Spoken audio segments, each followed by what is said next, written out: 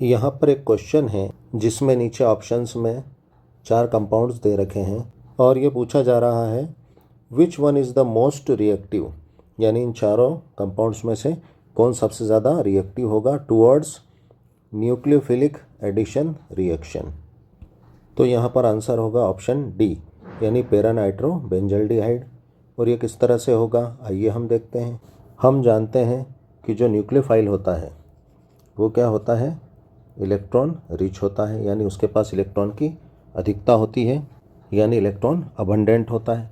अब सीधी सी बात है, इसके पास इलेक्ट्रॉन्स हैं तो ये किसी रिएक्शन में रिएक्टेंट पर ऐसी जगह पर अटैक करता है कि जहाँ पर क्या हो, इलेक्ट्रॉन्स की कमी हो, यानी ये इलेक्ट्रोफाइल पर अटैक करता है जिसके पास इलेक्ट्रॉन्स की कमी होती है, यानी न्यूक्लियोफाइल इलेक्ट्रॉन की कमी वाले सेंटर पर अटैक करके अपने इलेक्ट्रॉन्स उसको देकर उससे जुड़ जाता है। अब चूँकि यहाँ पर रिएक्शन कौन सी है, एडिशन रिएक्शन है। हम जानते हैं एडिशन रिएक्शन किस में, डबल बॉन्ड और ट्रिपल बॉन्ड रखने वाले कंपाउंड्स में होती है, यानी यहाँ पर ये न्यूक्लियोफाइल ऐसे एटम पर अटैक करेगा जो कि डबल बॉन्ड से अटैच हो या ट्रिपल बॉन्ड से अटैच हो। तो सबसे पहले हम यहाँ इन चारों कंपाउंड्स में डबल बॉन्ड रखने वाले इलेक्ट्रोफाइल को शो कर देते हैं जहाँ पर ये न्यूक्लियोफाइल अटैक करेगा। अब हमने यहाँ पर न्यूक्लियोफाइल की एडिशन रिएक्शन के लिए डबल बॉन्ड रखने वाला कार्बोनिल ग्रुप शो कर दिया है। यहाँ पर जो है ये एल्डिहाइड का कार्बोनिल ग्रुप है, यहाँ पर ये कीटोन का कार्बोनिल ग्रुप है, यहाँ पर भी एल्डिहाइड का है और यहाँ पर भी एल्डिहाइड का कार्बोनिल ग्रुप है। हम जानते हैं इन चारों में कार्बन से ऑक्सीजन की इलेक्ट्रोनेगेटिविटी ज़्यादा होती है और हम जानते हैं पाई बॉन्ड क्या होता है, वीक होता है। तो इन चारों में ये जो पाई बॉन्ड होता है, ऑक्सीजन की इलेक्ट्रोनेगेटिविटी ज़्यादा होने की वजह से ये बॉन्ड ऑक्सीजन पर डल जाता है। अब ये पाई बॉन्ड ऑक्सीजन पर आया तो ऑक्सीजन पर नेगेटिव चार्ज और कार्बन पर पॉजिटिव चार्ज आ जाएगा। यही प्रोसेस बाकी तीनों कंपाउंड्स के कार्बोनिल ग्रुप पर हो जाएगी। तो यहाँ पर हमें क्या मिल गया, कार्बोकेटायन मिल गया। यहाँ पर हमें चारों कंपाउंड्स में क्या प्राप्त हो गया, कार्बोकेटायन। ये चारों इलेक्ट्रॉन्स की कमी वाले कार्बोकेटायन कार्बोनियम आयन क्या हैं, ये चारों इलेक्ट्रोफाइल्स हैं। और जैसा कि हमने बताया ये न्यूक्लियोफाइल क्या होता है, इलेक्ट्रॉन रिच होता है और ये इन इलेक्ट्रॉन की कमी वाले कार्बोकेटायंस पर अटैक करता है और अपने इलेक्ट्रॉन्स इनको देकर इनसे जुड़ जाता है। अब ये न्यूक्लियोफाइल इन चारों कंपाउंड्स के कार्बोकेटायन पर जिस पर भी सबसे तेज़ सबसे फास्ट अटैक करके उससे अटैच होगा वो उतना ही ज़्यादा क्या होगा, रिएक्टिव होगा। यानी जिस इलेक्ट्रोफाइल के पास जितनी ज़्यादा इलेक्ट्रॉन की कमी होगी, यानी जो इलेक्ट्रोफाइल जितना ज़्यादा पॉजिटिव होगा उतनी ही तेज़ी से ये न्यूक्लियोफाइल उस पर अटैक करेगा। यानी हमें ये देखना है कि इन चारों कंपाउंड्स में किस कार्बोकेटायन पर पॉजिटिव चार्ज बढ़ रहा है या इस कंपाउंड में ऐसे कौन से दूसरे ग्रुप अटैच हैं जो इस पर पॉजिटिव चार्ज को बढ़ाएंगे या घटाएंगे। यानी जो ग्रुप इन कार्बोकेटायन पर पॉजिटिव चार्ज बढ़ाएंगे वो कंपाउंड उतना ही ज़्यादा रिएक्टिव होगा न्यूक्लियोफाइल के लिए। तो यहाँ पर अगर हम पहले ऑप्शन में देखें तो यहाँ रिंग से ऐसा कोई सब्स्टिट्यूट नहीं जुड़ा है जो इस कार्बोकेटायन के पॉजिटिव चार्ज को बढ़ा सके या घटा सके। यहाँ बी ऑप्शन में भी अगर हम देखें तो यहाँ पर भी रिंग से ऐसा कोई सब्स्टिट्यूट अटैच नहीं है। सी में अगर हम देखें तो यहाँ पर क्या है, मेथिल ग्रुप अटैच है। तो यहाँ पर हम देखेंगे कि इस मेथिल ग्रुप के होने से कार्बोकेटायन के पॉजिटिव चार्ज पर क्या असर पड़ता है। यहाँ डी ऑप्शन में अगर हम देखें तो यहाँ पर बेंजीन रिंग से नाइट्रो सब्स्टिट्यूट जुड़ा हुआ है और इसका कार्बोकेटायन पर क्या असर पड़ता है ये हम देखेंगे। तो सबसे पहले हम यहाँ पर डी ऑप्शन को ले लेते हैं क्योंकि ये हमारा आंसर भी है।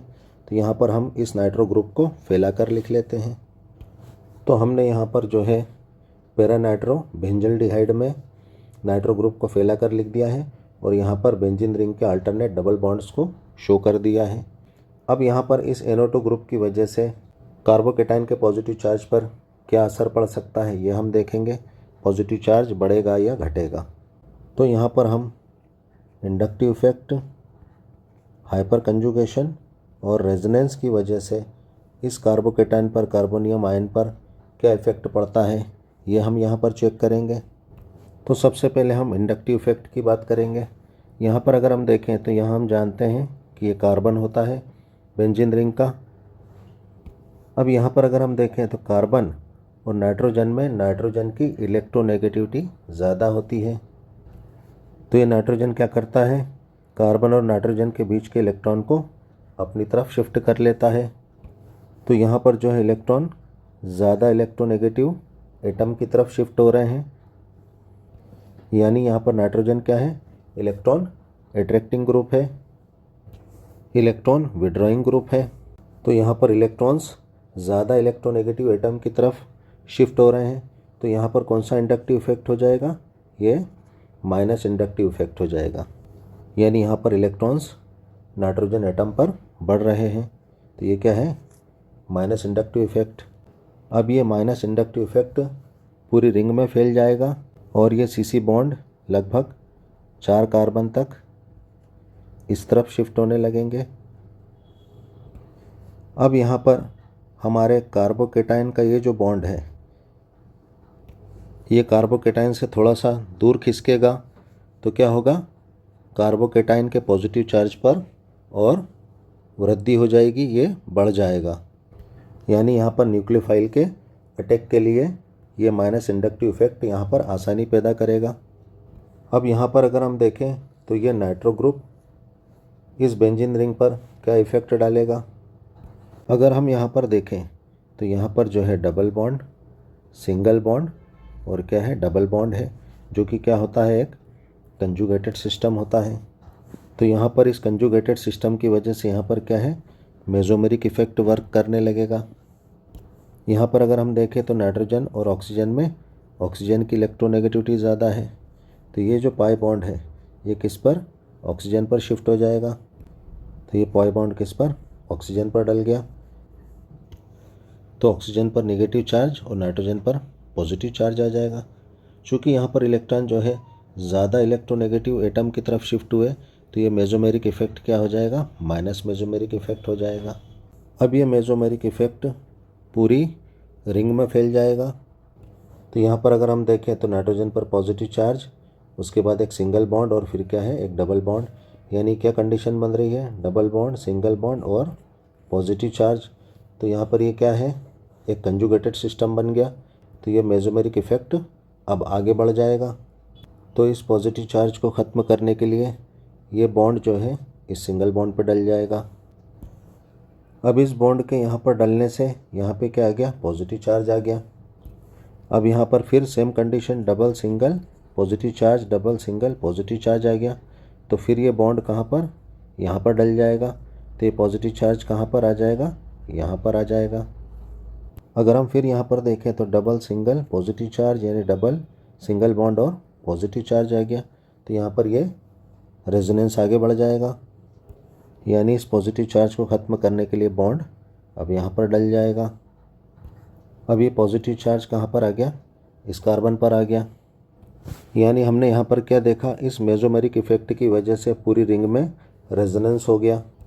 तो यहाँ पर NO2 ग्रुप के इस विड्रॉइंग कैरेक्टर की वजह से पूरी रिंग में रेजोनेंस हुआ और इस वजह से ऑर्थो, ऑर्थोडेश और पैरा पोजीशन पर इलेक्ट्रॉन्स की कमी हो गई।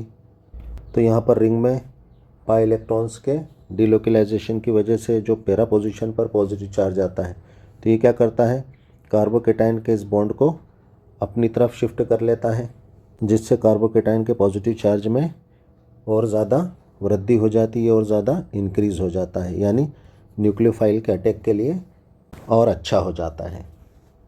यानी यहाँ पर नाइट्रो ग्रुप कार्बोकेटाइन पर न्यूक्लियोफाइल के अटैक के लिए हेल्प कर रहा है। यानी यहाँ पर सबसे ज़्यादा मोस्ट रिएक्टिव न्यूक्लियोफाइल के लिए कौन होगा, हमारा ऑप्शन डी होगा, पैरा नाइट्रो बेंजल्डिहाइड। तो यहाँ पर सबसे ज़्यादा रिएक्टिव कौन है, ऑप्शन डी है। तो यहाँ पर ए में अगर हम देखें तो रिंग से ऐसा कोई ग्रुप अटैच नहीं है जो कार्बोकेटाइन के पॉजिटिव चार्ज को कम करे। तो यहाँ पर जो है सेकंड नंबर पर कौन एक्टिव होगा, ऑप्शन ए, यानी बेंजल्डिहाइड। अब यहाँ पर हम ऑप्शन सी को चेक करेंगे। ऑप्शन सी में अगर हम देखें तो यहाँ पर जो है बेंजीन रिंग से मेथिल ग्रुप जुड़ा है। और हम जानते हैं मेथिल ग्रुप क्या होता है, इंडक्टिव इफेक्ट शो करता है। कार्बन और कार्बन के बीच के इलेक्ट्रॉन्स को क्या करता है, अपने से दूर शिफ्ट करता है, यानी इलेक्ट्रॉन्स को क्या करता है, डोनेट करता है, रिलीज करता है, यानी ये पॉजिटिव इंडक्टिव इफेक्ट शो करता है मेथिल ग्रुप। अब ये इफेक्ट पूरी रिंग में फैल जाता है और हम जानते हैं कि इंडक्टिव इफेक्ट लगभग 4 कार्बन तक तो वर्क करता है। तो ये क्या करता है, कार्बोकेटाइन के पॉजिटिव चार्ज को इलेक्ट्रॉन कार्बन की तरफ धकाकर कम करता है। तो कार्बोकेटाइन के पॉजिटिव चार्ज में कमी आने से न्यूक्लियोफाइल के कार्बोकेटाइन पर अटैक करने के रेट में कमी आती है, यानी मेथिल ग्रुप का इंडक्टिव इफेक्ट न्यूक्लियोफाइल की रिएक्टिविटी को कम करता है। अब यहाँ पर हम मेथिल ग्रुप को फैलाकर लिख लेते हैं। यहाँ पर अगर हम देखें तो CH का सिग्मा बॉन्ड सिंगल बॉन्ड से किससे अटैच है, डबल बॉन्ड से अटैच है। तो ये कंडीशन किसके लिए होती है, हाइपर कंजुगेशन के लिए होती है। तो हाइपर कंजुगेशन में CH का ये सिग्मा बॉन्ड क्या करता है, डबल बॉन्ड के साथ हाइपर कंजुगेशन कर लेता है। अब सिग्मा बॉन्ड के इस सिंगल बॉन्ड पर डलने से ये क्या होता है, H+ यहाँ से निकल जाता है। अब यहाँ पर ये हाइड्रोजन H+ की तरह बाहर निकल गया। यहाँ पर क्या हो गया, डबल बॉन्ड हो गया। इस डबल बॉन्ड की वजह से यहाँ पर जो कार्बन है इसके आसपास कितने हो गए, 5 बॉन्ड्स हो गए। तो ये क्या होगा, ये वाला बॉन्ड रिपील होके यहाँ पर डल जाएगा। अब यहाँ पर क्या आ गया, नेगेटिव चार्ज आ गया। अब यहाँ पर देखें तो फिर नेगेटिव चार्ज, सिंगल बॉन्ड और डबल बॉन्ड, यानी यहाँ पर क्या है, ये फिर कंजुगेटेड कंडीशन आ गई। तो यहाँ पर क्या होगा, ये आगे बढ़ जाएगा, यानी ये नेगेटिव चार्ज यहाँ पर डल जाएगा। नेगेटिव चार्ज के यहाँ डलने से यहाँ पर क्या हो जाएगा, नेक्स्ट कंडीशन में डबल बॉन्ड हो जाएगा और इस डबल बॉन्ड की वजह से ये बॉन्ड रिपील होकर यहाँ डल जाएगा। अब ये नेगेटिव चार्ज यहाँ पर आ गया। अगर यहाँ पर देखें तो यहाँ पर फिर नेगेटिव चार्ज, सिंगल बॉन्ड और डबल बॉन्ड, यानी यहाँ पर फिर ये कंजुगेटेड सिस्टम है। तो यहाँ पर क्या होगा, ये इलेक्ट्रॉन्स फिर आगे बढ़ जाएंगे, यानी ये नेगेटिव चार्ज यहाँ पर डल जाएगा और ये बॉन्ड रिपील होकर यहाँ पर आ जाएगा। तो यहाँ पर नेक्स्ट स्टेप में क्या हो जाएगा, अगर हम यहाँ पर देखें तो इस हाइपर कंजुगेशन की वजह से पूरी रिंग में रेजोनेंस हो गया, यानी यहाँ पर पाई इलेक्ट्रॉन्स का डिलोकलाइजेशन हो गया और 3 जगह पर इलेक्ट्रॉन की डेंसिटी बढ़ी। तो यहाँ पर ये पैरा पोजीशन के इलेक्ट्रॉन्स क्या करते हैं, ये यहाँ पर डल जाते हैं और यहाँ पर क्या होता है, नेक्स्ट स्टेप में डबल बॉन्ड हो जाता है, जो कि इस कार्बोकेटाइन के पॉजिटिव चार्ज को कम करता है, क्योंकि इलेक्ट्रॉन्स कार्बोकेटाइन की तरफ शिफ्ट हुए हैं। अब कार्बोकेटाइन पर पॉजिटिव चार्ज कम हुआ, किसकी वजह से, CH3 ग्रुप की वजह से। तो यहाँ पर न्यूक्लियोफाइल के अटैक का रेट यहाँ पर कम हो जाएगा, यानी कि ऑप्शन C ऑप्शन A से भी कम रिएक्टिव होगा। ऑप्शन B में अगर हम देखें तो यहाँ पर CH3 ग्रुप है, जो कि एक बड़ा ग्रुप है। तो ये क्या करता है, यहाँ पर न्यूक्लियोफाइल के अटैक के लिए हिंड्रेंस इफेक्ट शो करता है, यानी कि स्टेरिक इफेक्ट शो करता है और ये न्यूक्लियोफाइल को कार्बोकेटाइन पर अटैक करने से रोकता है, क्योंकि ये जस्ट कार्बोकेटाइन के पास में जुड़ा हुआ है। और हम जानते हैं CH3 ग्रुप क्या शो करता है, यहाँ पर पॉजिटिव इंडक्टिव इफेक्ट शो करता है और ये बिल्कुल कार्बोकेटाइन के पास में ही प्रेजेंट है। तो ये क्या करेगा, इलेक्ट्रॉन्स को कार्बोकेटाइन की तरफ शिफ्ट करेगा, जिससे कार्बोकेटाइन पर पॉजिटिव चार्ज में बहुत ज़्यादा कमी आ जाएगी, जिससे कंपाउंड B की रिएक्टिविटी बाकी दूसरे कंपाउंड से बहुत कम हो जाएगी। तो यहाँ पर कंपाउंड एसिटोफिनान सबसे कम रिएक्टिव होगा न्यूक्लियोफाइल के अटैक के लिए। तो यहाँ पर सबसे ज़्यादा रिएक्टिव कौन होगा न्यूक्लियोफिलिक एडिशन रिएक्शन के लिए, हमारा ऑप्शन D यानी पैरा नाइट्रो बेंजल्डिहाइड। फिर दूसरे नंबर पर क्या होगा, हमारा बेंजल्डिहाइड। तीसरे नंबर पर क्या होगा, पैरा मेथिल बेंजल्डिहाइड। और सबसे कम रिएक्टिव कौन होगा, हमारा option B acetophenone. Thanks for watching. Video को लाइक कर देना, फटाफट सब्सक्राइब करो।